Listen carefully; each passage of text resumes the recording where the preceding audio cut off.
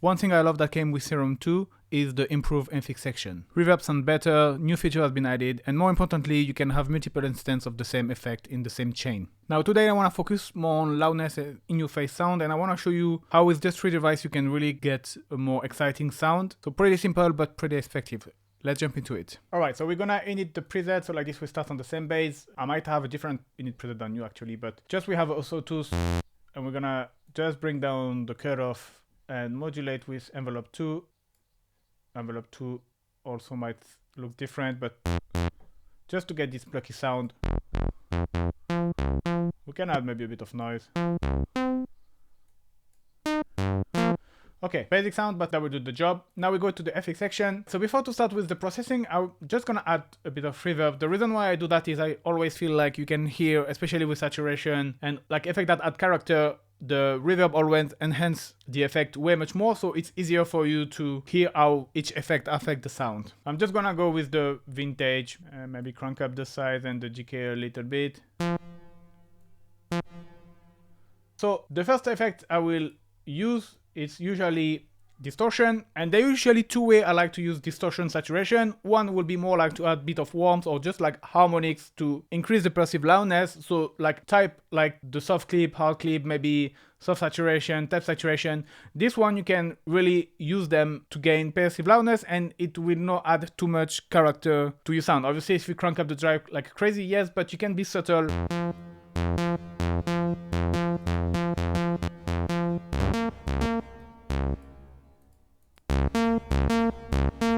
I'm gonna go with the hard clip here,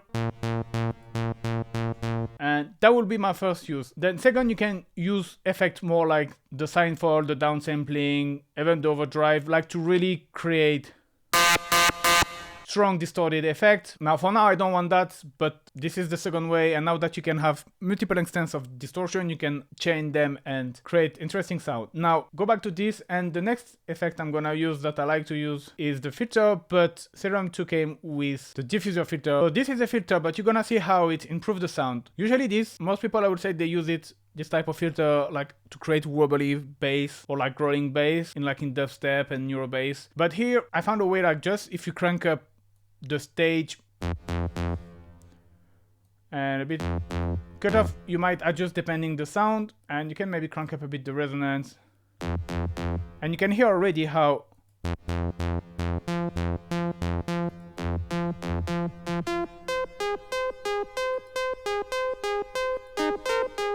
so if you're after more kind of analog vibe, don't use this effect, but if you want a more like modern sounding synth, very like tight compressed,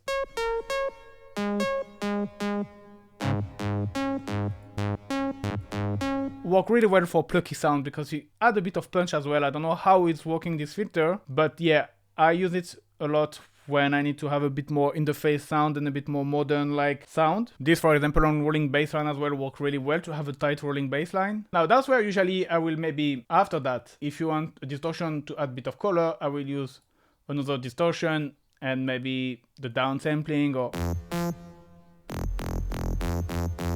maybe not at the maximum dry rate.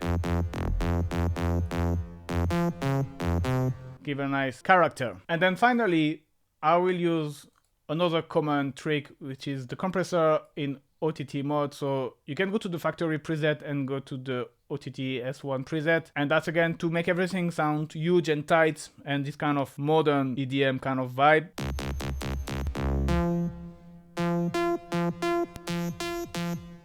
So then you can always adjust.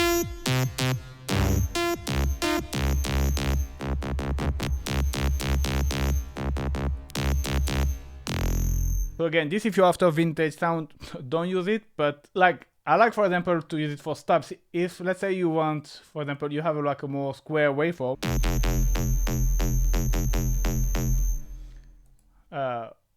If I remove the effect,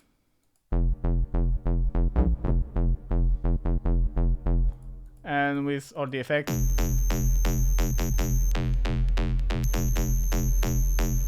So I'm not using all the time all this effect together, but I know I have these 3 type of effect that I can use to quickly bring things more in the front and make things interesting, because sometimes you design your preset and you feel like it's very basic and it's very hard to navigate to new sound. And I always find that adding a bit of this like tight distortion to straight away gain in loudness and a bit of reverb, then it helped me to kind of then try different things and navigate through different effects of the oscillator or different filter. Then you can also play with like very interesting other effects.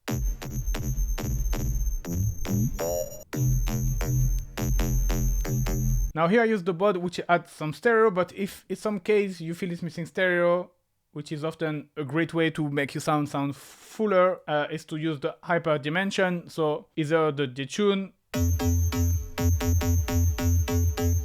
So this always be gentle, because then you get the detune effect too much, but just like this. Or you can use the dimension as well. Maybe with a shorter side.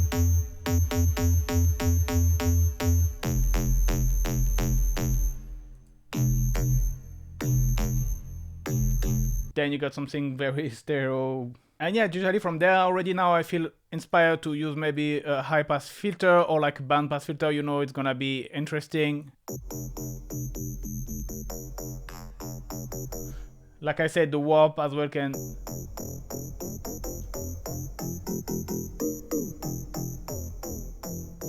lead to interesting result, maybe having oscillator B modulating oscillator A. And yeah, that's usually how I go with Serum, and I'm using it way much more than Serum 1, because Serum 1 I felt the effect section was lacking mainly the fact that you couldn't like chain effect and have multiple effects, where like in Ableton, and now that you can do that, it's really convenient, because I like to have everything there once I open a VST, and I don't have to have multiple VST, and everything is centered here, which is very nice. Alright, hope you liked this video. Thank you very much for watching, and see you next time. Bye bye.